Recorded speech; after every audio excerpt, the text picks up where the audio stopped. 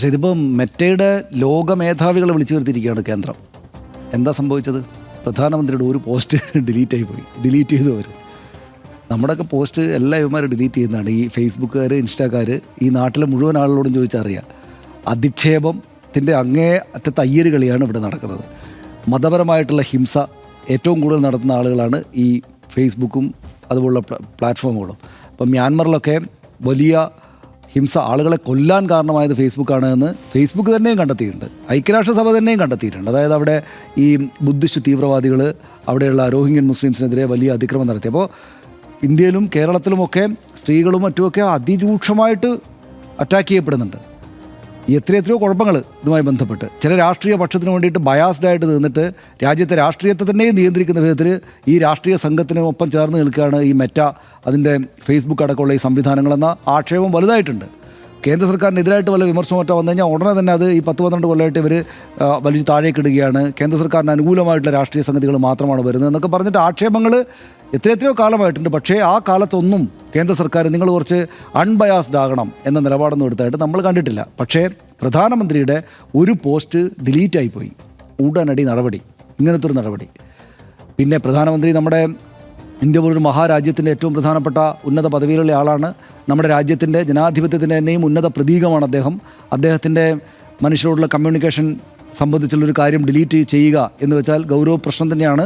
അത് ആ നിലയ്ക്ക് തന്നെ കാണണം. അത് കാണേണ്ടതില്ല എന്നല്ല പറഞ്ഞത്. പക്ഷേ ഇങ്ങനെയൊക്കെ ചെയ്യുന്ന ഫേസ്ബുക്ക് ഇങ്ങനെയൊക്കെ ചെയ്ത് ഒരു രാഷ്ട്രീയ പക്ഷത്തിന് അനുകൂലമായിട്ട്, ഒരു രാഷ്ട്രീയ ഐഡിയോളജിക്ക് അനുകൂലമായിട്ട് മാത്രം ഇങ്ങനെ പോയിക്കൊണ്ടിരിക്കുന്നതിനിടയിലാണ് ഇപ്പോൾ ഇങ്ങനെ സംഭവിക്കുമ്പോൾ കേന്ദ്രം ഇടപെടുന്നതെന്നുള്ള വൈരുദ്ധ്യമാണ് നമ്മൾ അതിനകത്ത് കാണുന്നത്. പല നിരീക്ഷകരും അതിനകത്ത് കാണുന്നത്.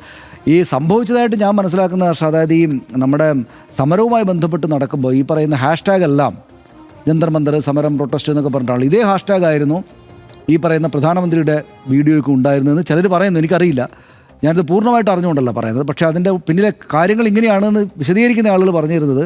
അപ്പോൾ ഈ പറയുന്ന ജന്തർ മന്ദർ പ്രൊട്ടസ്റ്റ് സർക്കാരിനെതിരായിട്ടുള്ള കണ്ടൻറ്റുകൾ ഡിലീറ്റ് ചെയ്യാൻ പോയപ്പോൾ സ്വാഭാവികമായിട്ടും ഡിലീറ്റായി പോയതാണത്രേ പ്രധാനമന്ത്രിയുടെ കൂടെ. എന്നുവെച്ചാൽ പ്രധാനമന്ത്രിയെയും സർക്കാരിനെയും എതിർക്കുന്ന കണ്ടൻറ്റുകൾ റിമൂവ് ചെയ്യാൻ വേണ്ടി ശ്രമിച്ചപ്പോൾ ഇത് റിമൂവ് ആയി പോയതാണെന്നാണ് ഞാൻ കേട്ടത്. അപ്പോൾ അങ്ങനെയാണോ സംഭവിച്ചത് നമുക്ക് ഇതിൻ്റെ ടെക്നിക്കൽ, പക്ഷേ അതൊരു ടെക്നിക്കൽ ഗ്ലിച്ചാണ് എന്ന് മെറ്റ പറയുന്നു. ഞങ്ങൾ വന്ന് മാപ്പ് പറഞ്ഞോളാം എന്നും അവർ പറയുന്നു. അപ്പോൾ ഇത് പക്ഷേ ഗൗരവത്തോടു കൂടി കാണണം. എന്തുകൊണ്ടാണ് ബയാസ്ഡ് ആവുന്നത്? എന്തുകൊണ്ടാണ് ഇപ്പോൾ അവരുടെ പ്രധാനപ്പെട്ട ചോദ്യം, കേന്ദ്ര സർക്കാരിൻ്റെയും ഈ സംവിധാനങ്ങളുടെയും പ്രധാനപ്പെട്ട ചോദ്യം ഇതാണ്. അതായത് എന്തുകൊണ്ടാണ് സർക്കാർ വിരുദ്ധമായുള്ള കണ്ടൻറ്റിന് കൂടുതൽ ട്രാക്ഷൻ കിട്ടുന്നത്, കൂടുതൽ വ്യൂസും ഒക്കെ കിട്ടുന്നത്, ഷെയറും ഒക്കെ കിട്ടുന്നത് എന്നുള്ളതാണ് ഇപ്പോൾ യഥാർത്ഥ പ്രശ്നം. അത് സത്യത്തിൽ അത്ഭുതപ്പെടുന്നതാണ് അവരെ. കാരണം ഇത്രയും കാലം അങ്ങനെ ഉണ്ടായിട്ടേ ഇല്ല. സർക്കാരിന് അനുകൂലമായിട്ടുള്ള അല്ലാതെ സർക്കാരിന് എതിരായിട്ടുള്ള ഒരു കാര്യവും വന്നിട്ടേ ഇല്ല. ഇപ്പോൾ ഈ ജന്തർ മന്ദർ സമരത്തോട് കൂടിയിട്ട് ഇവരുടെ ഒരു പ്ലാറ്റ്ഫോമായിട്ട്, എതിർക്കുന്ന ആളുകളുടെ പ്ലാറ്റ്ഫോമായിട്ട് ഇത് മാറി വന്ന അമ്പരപ്പ് ഇവരെ ബേജാറാക്കുകയാണ്, വേവലാതിപ്പെടുത്താണ്. ഉടനടി അവർ വരികയാണ്.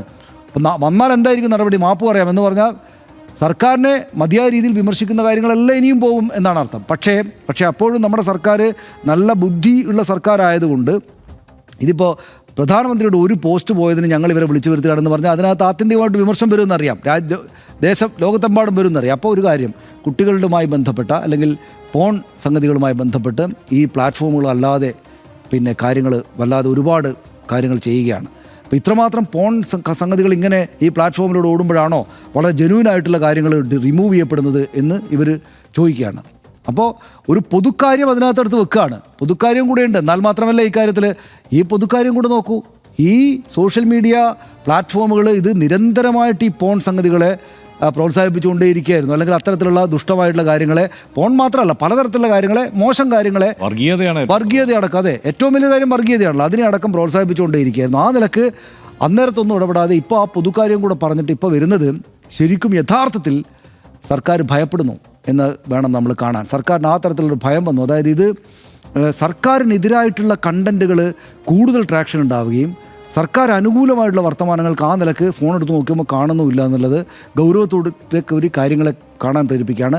ഇത്രമാത്രം കോടിക്കണക്കിന് ആളുകൾ ഇത് യൂസ് ചെയ്യുന്ന ഈ മെറ്റയുടെയൊക്കെ ഏറ്റവും വലിയ ഫണ്ട് പോകുന്ന ഈ രാജ്യത്തെ സർക്കാർ നിങ്ങൾ മര്യാദക കാര്യങ്ങൾ ചെയ്തോ കേട്ടോ എന്ന് പറഞ്ഞാൽ ഇനിയിപ്പോൾ അവർ വന്നിട്ട് മാപ്പ് പറയുകയും സർക്കാർ അനുകൂല കണ്ടൻറ്റുകൾ മാത്രം കൂടുതലായിട്ട് വരികയും ചെയ്യുന്നൊരു സാഹചര്യം ഉണ്ടാകാൻ വേണ്ടിയിട്ടാണ് ഈ നടക്കുന്നതെന്ന് ഞാൻ വിചാരിക്കുന്നത്.